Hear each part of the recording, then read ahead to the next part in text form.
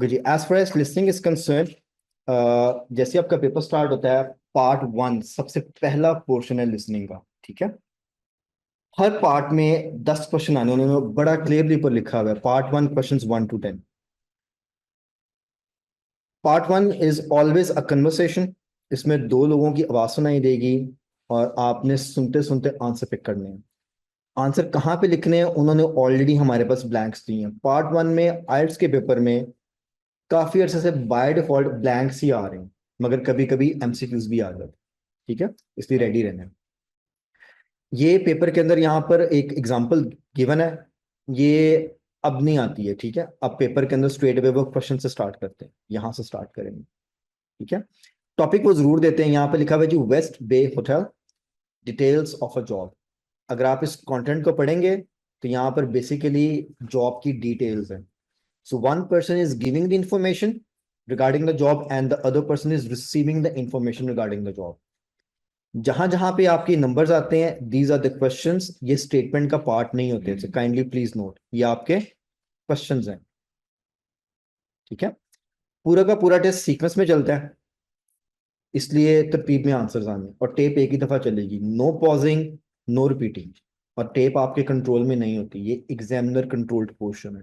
ठीक है, तो इसलिए यहाँ पर टाइम मैनेजमेंट का एज सच इतना कॉन्सेप्ट नहीं है, सिर्फ उतना है जितना वो आपको टाइम देंगे पढ़ने के लिए। अब इस पेपर की एग्जीक्यूशन कैसे है? पहले पार्ट में वो ऑल द 10 क्वेश्चंस इकट्ठे नहीं प्ले करते, वो उसको कम से कम दो हिस्सों में तकसीम करते हैं। डिवीजन फिक्स्ड नहीं है, वो आइट्स पे डिपेंड करती है। डिवीजन जो है वो 2-8 की भी आ सकती है। 2-8 का मतलब है कि पहले 2 क्वेश्चंस प्ले करेंगे, फिर 8 प्ले कर देंगे। वो आपको 3 और 7 की डिवीजन दे सकते हैं, इसी तरह 4 और 6 की दे सकते हैं। करते करते ये 8-2 पे भी चली जाएगी। ठीक है, तो 8 क्वेश्चंस पहले प्ले किया, 8 पे 2 प्ले कर दिए, तो दैट डिपेंड्स। ठीक है, मगर है कि वो मिनिमम इसको 2 पार्ट्स में लाजमी डिवाइड कर। ठीक है, और कभी कभी बिल्कुल इक्वल डिवाइड कर देते, 5 क्वेश्चंस पहले और 5 बाद में। तो जब वो आपको कहेंगे जी रीड क्वेश्चंस 1 to 5, तो फिर आपने उतने ही पढ़ने हैं, क्योंकि टेप भी उतने पोर्शन की ही चलेगी, सारे पढ़ने का कोई फायदा नहीं। कई बार वो जब क्वेश्चंस को ब्रेक करते हैं तो इंस्ट्रक्शंस चेंज कर देते हैं, और कई बार इंस्ट्रक्शन सेम रहती हैं। अब इंस्ट्रक्शंस ऑन द टॉप लिखी हुई हैं और हमारे पास नीचे सिंगल एक ही उन्होंने फॉर्म दिया हुआ है, इट मीन्स कि पूरे 10 के 10 क्वेश्चंस के लिए सेम इंस्ट्रक्शंस है। हर ब्लैंक को फिल करने के लिए आप मैक्सिमम 2 वर्ड्स का आंसर दे सकते हैं टेक्स्ट फॉर्म में, और उसके साथ एक नंबर भी ऐड कर सकते हैं। इसका मतलब है कि अगर आपका आंसर लंबा से लंबा भी होगा, उसमें 2 वर्ड्स आएंगे और एक नंबर आ सकता है। छोटे से छोटा आपका आंसर होगा तो 1 वर्ड का भी आ सकता है और एक नंबर का भी आ सकता है। वर्ड का मतलब है वर्ड, जैसे जॉब एक 1 वर्ड है, डिटेल्स 1 वर्ड है, इवन ऑफ भी 1 वर्ड है, west 1 word and so on. ये मिला के 2 वर्ड्स बना, जैसे आप स्पेस देते हैं 2 वर्ड्स बन जाते हैं। और अगर मैं नंबर की बात करूं तो जैसे ये 10 है, ये भी 1 नंबर है, और ये 1 जो है ये भी 1 नंबर है। मगर अगर मैं 1-10 करूं तो ये दोनों मिला के 1 नंबर बन रहे हैं, क्योंकि जब भी हम किसी चीज में डैश लगा देते हैं तो वो एक्चुअली रेंज को रिप्रेजेंट कर रहा होता है, तो ये 1 नंबर ही कंसिडर होता है। ये आइल्स के पेपर का रूल है। ठीक है, याद रख लें। इसी तरह अगर वो आपसे टेलीफोन नंबर पूछ लेते हैं, उसमें एक लंबा स्ट्रिंग आ गया तो वो 1 नंबर होगा। आपसे आईडी नंबर पूछ लेते हैं, वो 1 नंबर कंसिडर होगा। ओके, हाँ जी, बात समझ आ गई है जी सर। फ्रूट्स एंड वेजिटेबल्स, ये एक ही 2 है फ्रूट्स, 3 होंगे ना, fruits and vegetables. Fruits 1 word and 1 word, vegetables 1 word. जैसे अब ये लिखे ना डिटेल्स ऑफ जॉब, ये 3 वर्ड्स है। ठीक है, जो ऑक्सिलरीज होते हैं। प्रैक्टिस के मैंने ये किया था, तो उसमें फ्रूट्स एंड वेजिटेबल्स इसको 2 वर्ड्स कंसीडर किया। तो फिर मैंने नेट पे इंटरनेट में सर्च किया, तो वहाँ पर भी 2 वर्ड्स आ गए। एंड जो है वो स्पेस को बनाने में यूज हो रहा है, शायद इस तरह की एक्सप्लेनेशन। ये देखें, ये ना डिफरेंट कन्वेंशन होती हैं। अब आइट्स की अगर मैं बात करूं तो मे बी उस सॉफ्टवेयर के अंदर शायद उन्होंने इस चीज़ को एडअप ना किया हो, क्योंकि अब काफ़ी सारे सॉफ्टवेयर अवेलेबल है, कन्वेंशंस ना उसमें यूनिफॉर्म नहीं है। मगर आइट्स के पेपर का प्रोटोकॉल ये है कि जितने वर्ड्स आप लिखते हैं वो 1 वर्ड कंसिडर होता है। इवन आ जो है वो भी वन वर्ड कंसिडर होता है, ठीक है। इसी तरह जब आप राइटिंग का पेपर करेंगे तो उसमें अगर लिखो ना I am a teacher, I am a teacher, ये 4 वर्ड्स बन रहे हैं, ठीक है। तो आइल्स में यही रूल है। वो जो आप बात कर रहे हैं, जैसे आपने गूगल की एग्जांपल दी है किसी और की, वो कन्वेंशंस की बात होती है। फॉर एग्जाम्पल कई बार यूनिवर्सिटीज में जब आप थीसिस करते हैं तो वो 2 लेटर और 3 लेटर वर्ड को कंसिडर नहीं करते। वो कहते हैं जी 5,000 वर्ड्स का थीसिस लिख दें जिसमें of a and the count ही नहीं करते, उसके अलावा 10,000 वर्ड्स। मगर आइल्स में कुछ और रूल। गुड। तो मेरी तरफ से ये है, वहाँ पे सिर्फ ब्लैंक्स आती है, वहाँ पे मैचिंग और ड्राइविंग चेंज आती है। जी सर। और सिर्फ ब्लैंक्स क्या है और बड़ा। यार टेस्ट पे डिपेंड करता है, हर टेस्ट में तो मैचिंग वो आपको ये डायग्राम्स नहीं आती। सिर्फ ब्लैंक। तो कोई बात नहीं, आपकी किस्मत वैसी होगी, वो वाला टेस्ट मेरे आ पास गया। बड़ा टेस्ट सच किसी में भी नहीं आया ये पार्ट वाला मैथ। ना मैथ ना डायरेक्शन है ना मैच। आपने कौन से टेस्ट किए? Listening book? उनकी सिर्फ ठीक है। वेबसाइट कौन सी थी?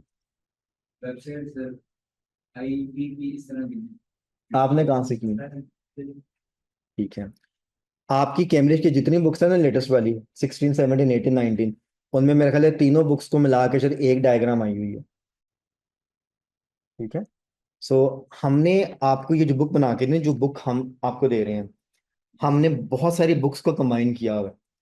अब देखिए मैंने आपको करवानी है आइल्स की तैयारी, ठीक है। ये जो बुक, ये जो कंटेंट हमने बनाया है ना, अगर मैं आपको फर्स्ट पेज पे ले जाऊं, ये बुक आपको इंटरनेट पे नहीं मिलेगी। क्यों नहीं मिलेगी?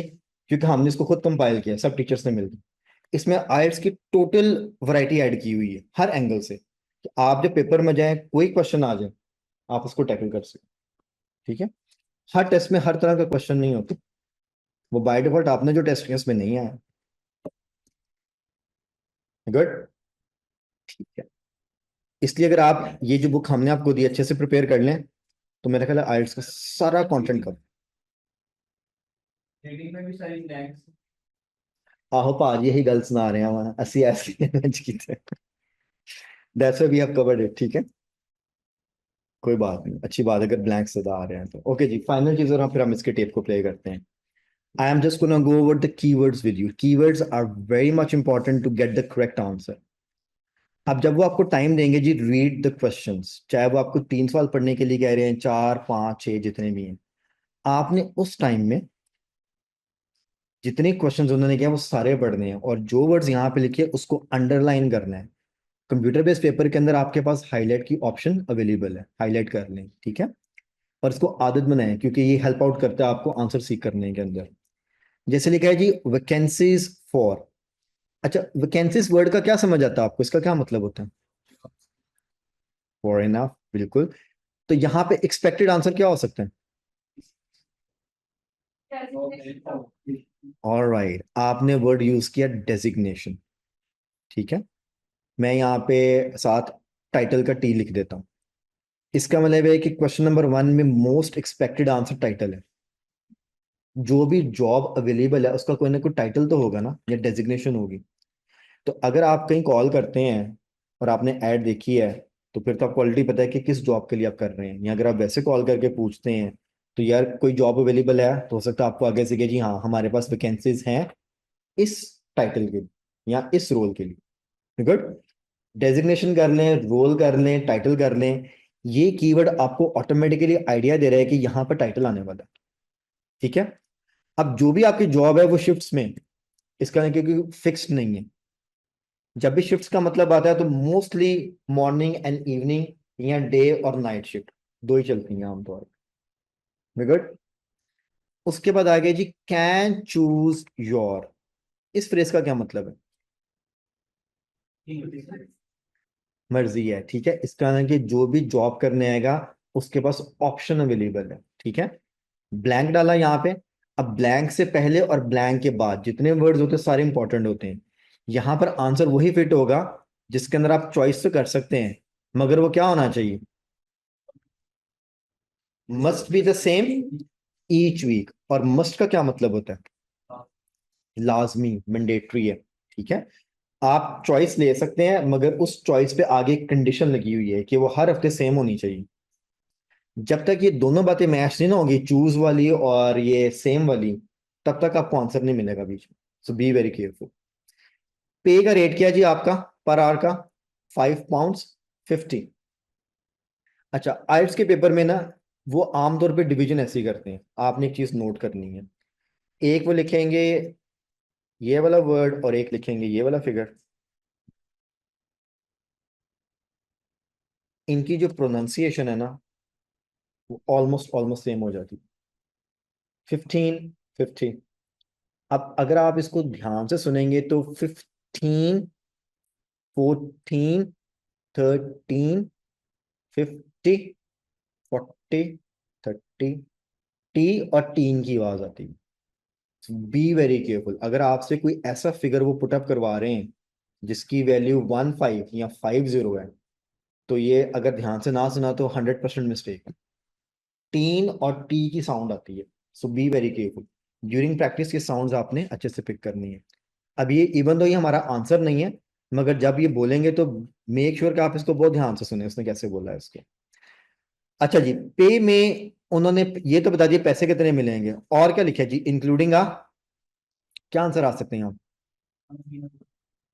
ठीक है। जैसे आपका पैकेज होता है, पैकेज में आपका एक रॉ सैलरी होती है, रॉ सैलरी के साथ आपको अगर कुछ उन्होंने पर्क्स दिए होते हैं, मे बी ट्रेवलिंग अलाउंस हो, मे बी यहाँ पर हम होटल की बात करें तो खाना हो, मे बी यहाँ पर होटल की बात करें तो अकोमोडेशन हो, कुड बी एनीथिंग। ठीक है। इसका है कि पे के साथ क्या इंक्लूडेड है, मोस्ट प्रोबेबली आंसर आ सकता है। A dash is provided in the hotel. जो भी आने वाला है एक तो सिंगलर होगा और ऊपर से वो वॉवल से स्टार्ट नहीं होगा, आर्टिकल ए का लगा हुआ है। तो जो भी है वो होटल आपको प्रोवाइड कर रहा है। इसका मतलब है कि ये दो चीजें हैं जो होटल में प्रोवाइडेड है, एक तो इंक्लूडिंग डैश और यहाँ पे कोई और चीज भी होगी।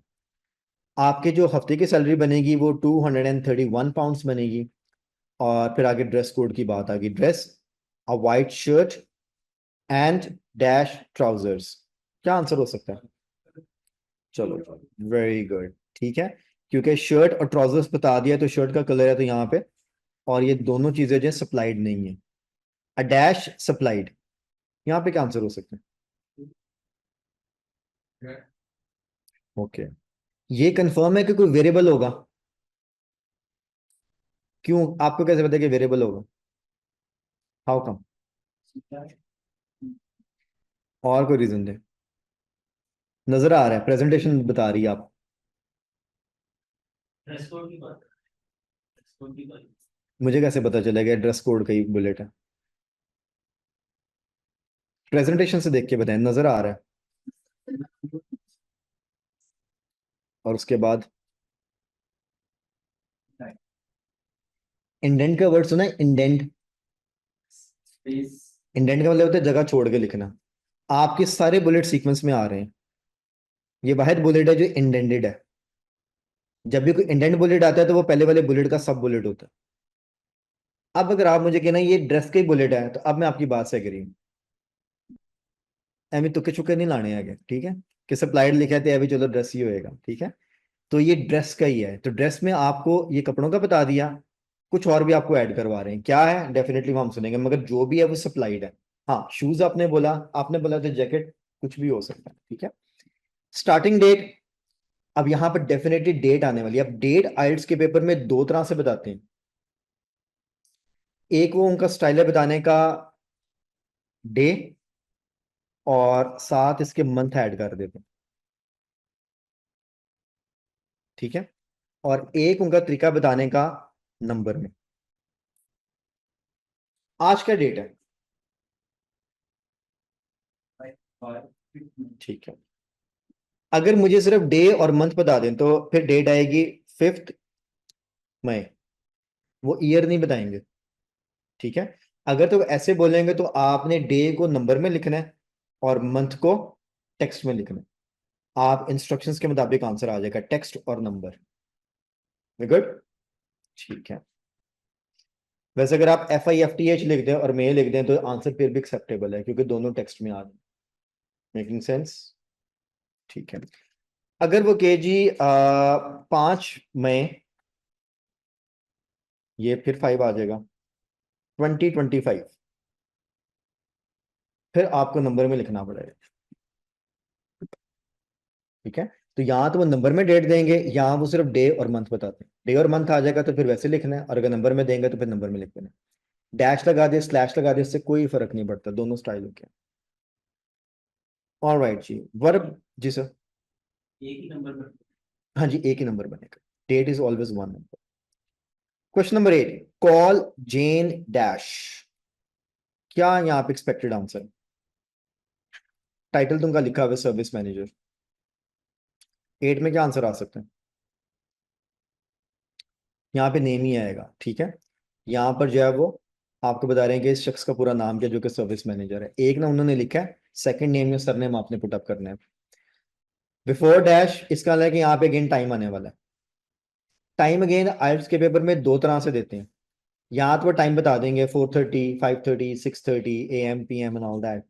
यहाँ वो आपको टाइम स्टैम्प काइंड ऑफ वो दे देते हैं, जैसे हम कहते हैं यार सुबह का टाइम कॉल करना, दोपहर को कॉल करना, या लेट इवनिंग में कॉल करना, या इवनिंग में कॉल करना। We good? तो यहाँ तो टाइम आएगा नंबर के साथ, यहाँ वो टाइम आएगा जैसे different portions of the days आपके। और शील रिक्वायर इसका मतलब है कि डेफिनेटली सर्विस मैनेजर को कुछ चाहिए, तो वो क्या है वो आपने यहाँ पे पुट अप कर देना। मैंने कीवर्ड्स आपको इकट्ठे एक साथ करवा दिए हैं क्योंकि मैं इसको बीच में स्टॉप नहीं करूंगा। I will play all the 10 questions together, even though जो बीच में ब्रेक आएगा वो आपने कंटिन्यू करना है, इसको सॉर्ट आउट करना। हाँ जी, सब रेडी हैं? ठीक है, अब बस अब रेडी हो जाए, मैं इसकी टेप को प्ले करने वाला हूं। Questions 1 to 4. Hello, West Bay Hotel. Can I help you? Oh, good morning. I'm ringing about your advertisement in the Evening Gazette. Is that the one for temporary staff? That's right. Yes, I'm afraid the person who's dealing with that isn't in today, but I can give you the main details if you like. Yes, please. Could you tell me what kind of staff you're looking for? We're looking for waiters at the moment. There was one post for a cook, but that's already been taken. Oh, right. What are the hours of work? There are 2 different shifts. There is a day shift from 7 to 2 and a late shift from 4 till 11. And can people choose which one they want to do? Not normally, because everyone would choose the day shift, I suppose. You alternate from one week to another. Okay, I'm just writing all this down. What about time off? You get 1 day off, and I think you can negotiate which one you want. It's more or less up to you, but it has to be the same one every week. Do you know what the rates of pay are? Yes, I've got them here. You get £5.50 an hour, and that includes a break. Do I have to go home to eat, or...? You don't have to. You can get a meal in the hotel if you want to, and there's no charge for it, so you might as well. Oh, good. Yes, so let's see. I get £231 a week. You'd also get tips. Our guests tend to be quite generous. Before you hear the rest of the conversation, you have some time to look at questions 5 to 10.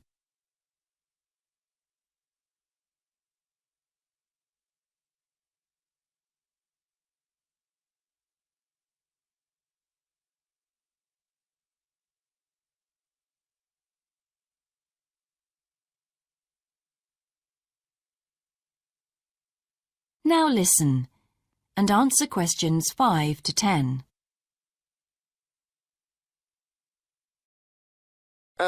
Is there a uniform? What about clothes? Yes, I forgot to mention that. You need to wear a white shirt, just a plain one, and dark trousers. You know, not green or anything like that. And we don't supply those. That's okay, I've got trousers. I just have to buy a couple of shirts. What about anything else? Do I need a waistcoat or anything? You have to wear a jacket, but the hotel lends you that. I see. One last thing. I don't know what the starting date is. Just a minute. I think it's sometime around the end of June. Yes, the 28th, in time for the summer. That's great. I'm available from the 10th. Oh, good. Well, if you can call again, you need to speak to the service manager. Her name's Jane Irwin. That's URWIN, and she'll probably arrange to meet you. Okay. And when's the best time to ring? Could you call tomorrow?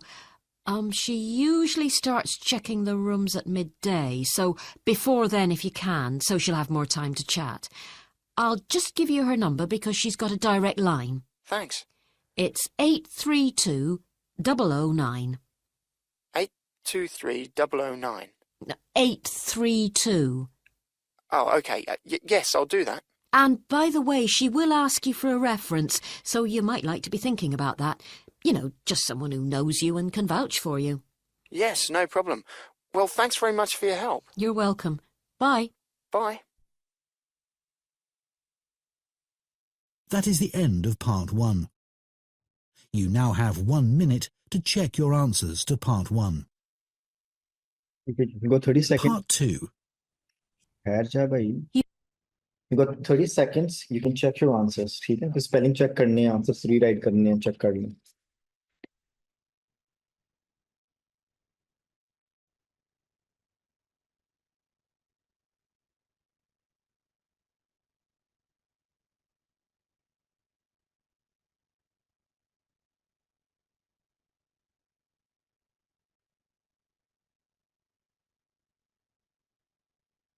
All right ji. Number 1 क्या answer है जी? Waitress नहीं है, waiters plural. WAITERS waiters. Number 2 day off. ठीक है? DAY day आएगा और off कौन सा आएगा? OFF off. Space देके OFF off. Correct. And number 3 break. Correct. BREAK. Number 4 meal. MEAL meal. Number 5 green नहीं आएगा, मैंने तो green सुना था. ठीक है, उसने कहा था ग्रीन शीन ना पहन के आ जाना, डार्क ट्राउजर्स पहन के.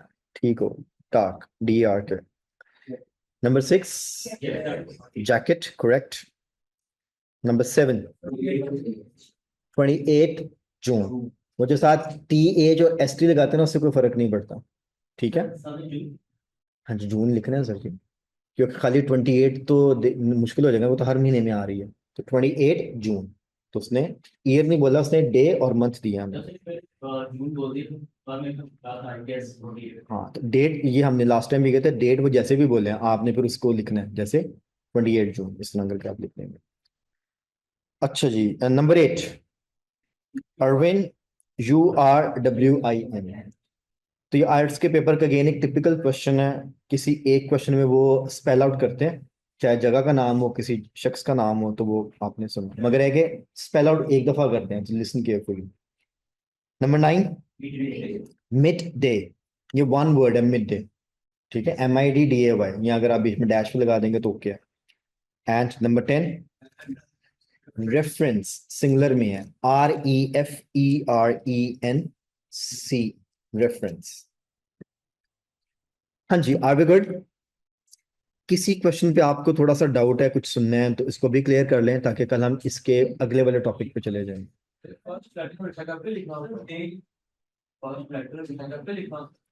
आप पूरा कैपिटल डाल दें तो बेहतर. हाँ, उसमें ये है कि फिर आप सेफ हो जाएंगे, अदरवाइज फिर आपको एटलीस्ट पता होना चाहिए कि कॉमन नाउन और प्रॉपर नाउन का. ठीक है? यहाँ फर्स्ट वर्ड कैपिटल डाल दें, ये भी सही है. आपने कुछ पूछा था? वो डे गलत हो जाएगा ना, मिड डे. कौन सा? आपका ध्यान फिर अरविंद पे होगा. उस वक्त आप अरविंद को लिख रहे होंगे तो उसने उसके साथ ही बोला था. हालांकि उसने बड़ा क्लियरली 2 दफा बोला है मिड डे. उसने कहा she starts checking the rooms at mid day. It's better you call up before that. Her word का फर्स्ट लेटर कैपिटल कर दिया. ये भी कर सकते हैं, सेफ साइड हो जाएगी. यहाँ आप सारा कैप्स में लिख दें, ये भी सही है, क्योंकि ये कि जरा आपका सेफ्टी हो जाएगी towards the common noun and proper noun. अब जैसे इसमें एक आंसर है, वेटर्स कर लें, जैकेट कर लें, ये सारे कॉमन नाउन है. डार्क कर लें, मील कर लें, ये स्मॉल लेटर्स में भी चले जाएंगे तो क्या है. मगर जो अरविंद है, अभी नाम है, इसका यू कैपिटल होना चाहिए. अब आप टाइप करते हुए मिस कर गए, तो चांसेस है कि आंसर सुनने के बावजूद भी गलत हो जाएगा। जून प्रॉपर नाउन है, तो ये गलती हो सकती है। इसलिए बेटर है कि या तो कैप्स में चले जाएं या फर्स्ट लेटर कैपिटल कर दें, ताकि आपकी मिस्टेक खत्म हो जाए। हाँ जी, वी गुड। कोई मसला परेशानी इस पे? ठीक है, इसको मैं इधर क्लोज करूँ, कल हम इंशाल्लाह इसको कंटिन्यू करेंगे। तो वो